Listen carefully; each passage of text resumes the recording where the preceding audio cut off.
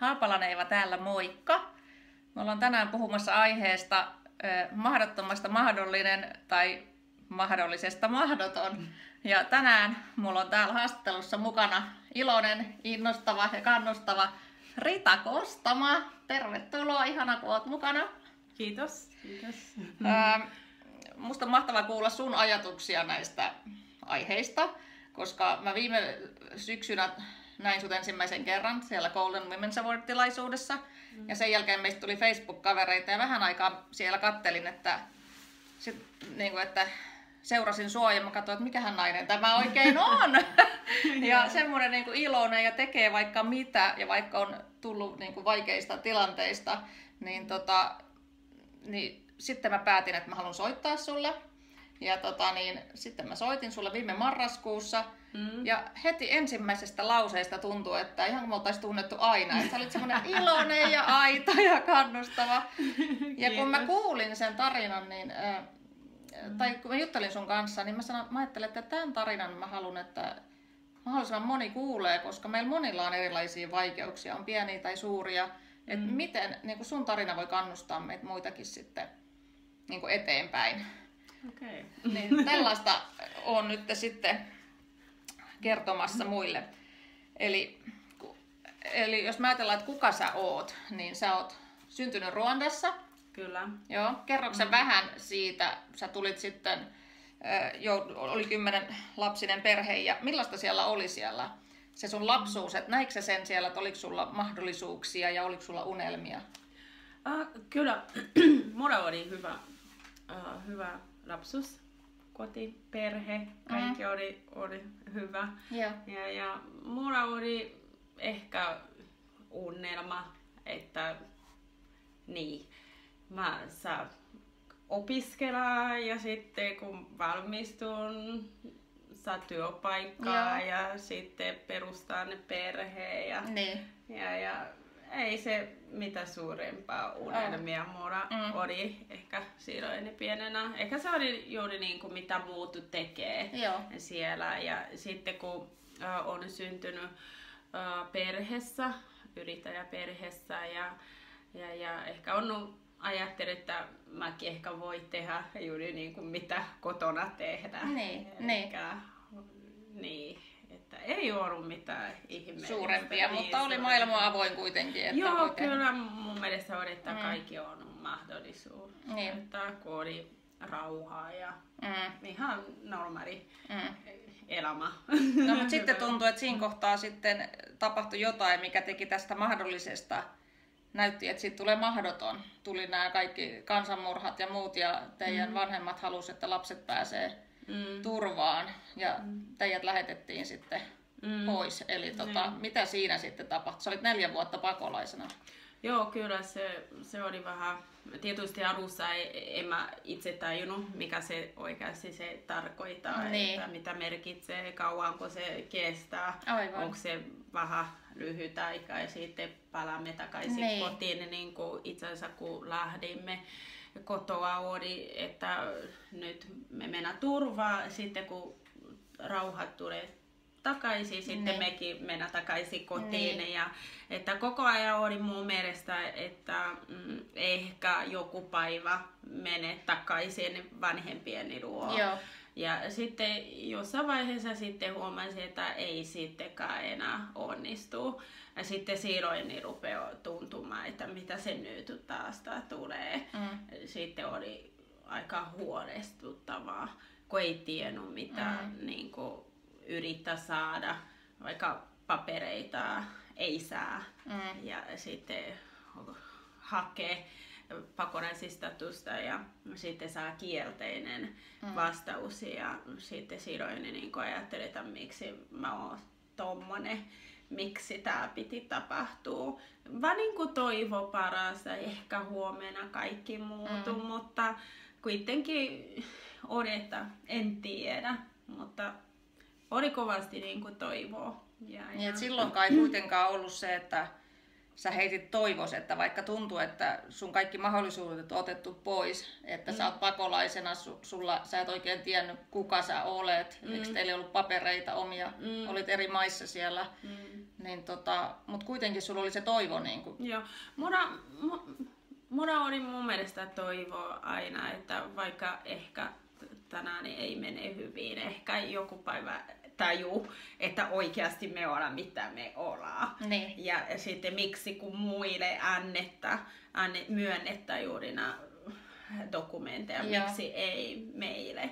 Ja sitten ehkä niinku, se oli niinku vähän epävarmaa, se toivo oli kovasti mukana ja sitten niinku yrittää ehkä ei, mutta mä oon ehkä tai niinku mä sanoin, että mä oon kiitollinen, että ei niinku sille antanut niinku ehkä niinku periksi tai niinku lannistunut, että aina oli niinku toivoa, että okei, tänään meni huonosti, kyllä niinku surettaa, mutta sitten huomenna sitten kun nousee, taas voi kävellä taas vaikka sinne toimistoon ja yrittää niinku, että katsoa, onko se nyt muuttanut mieltä. Mutta tätä jatkoi 4 vuotta.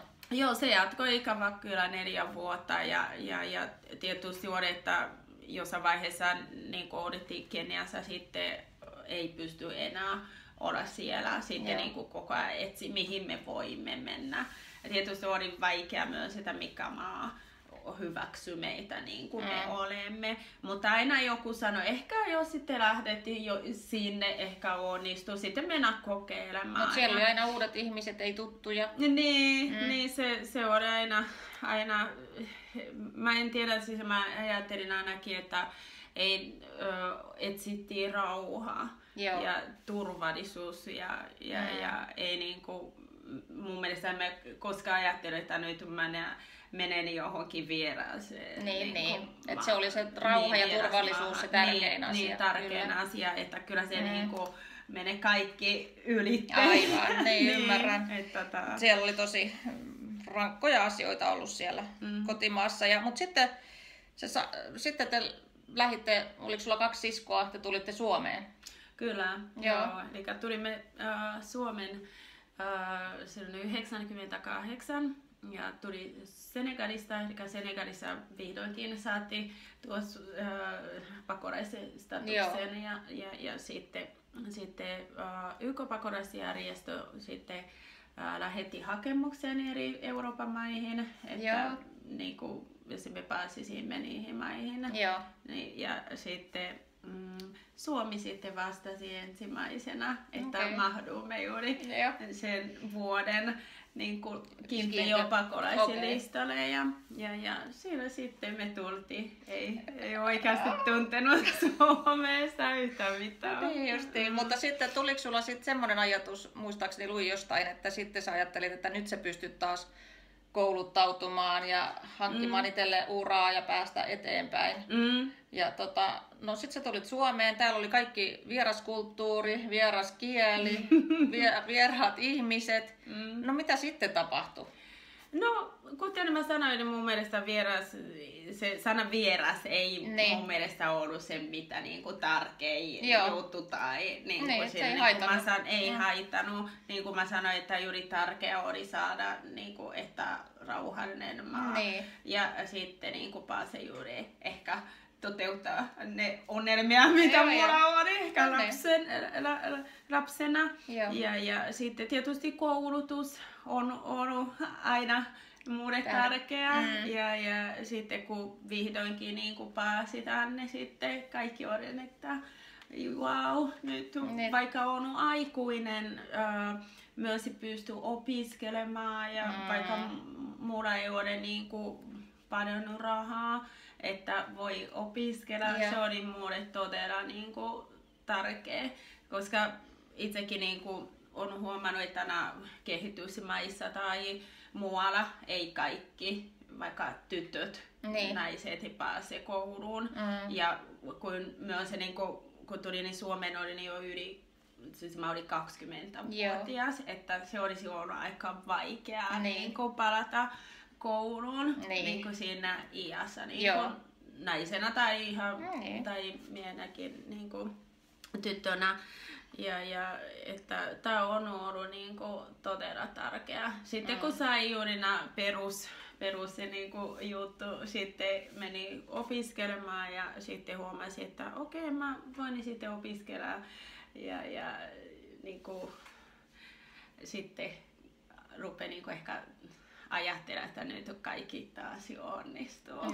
Niinku, että voi niinku rakentaa niinku omaa elämää sitten eteenpäin. Joo. Ja me ollaan juteltu näistä asioista nyt ja ne tulee siellä blogissa, mistä mä kohta kerron lisää, niin enemmän näitäkin vaiheita, mutta sitten ei se mennytkään ihan sitten niin. Sä oot tehnyt ihan hirveän paljon asioita, mikä mua hämmästyttää, että mitä kaikkea nähnyt sieltä Facebookista. Sä heti lähtit vapaaehtoistoimintaan, sä heti rupesit opiskelemaan kieltä, sä etit niitä ratkaisuja, että millä sä onnistut luomaan itselle sen, mitä sä olit ajatellutkin. Ja vaikka mitä juttuja tuli eteen, niin sä vaan löysit, että no nyt mä teen ton ja tarvitsen ton koulutuksen lisää tai tän ja sitten mä onnistun. Mutta aina ei sit kuitenkaan niinku mennyt asiat ihan. Ja nyt sitten,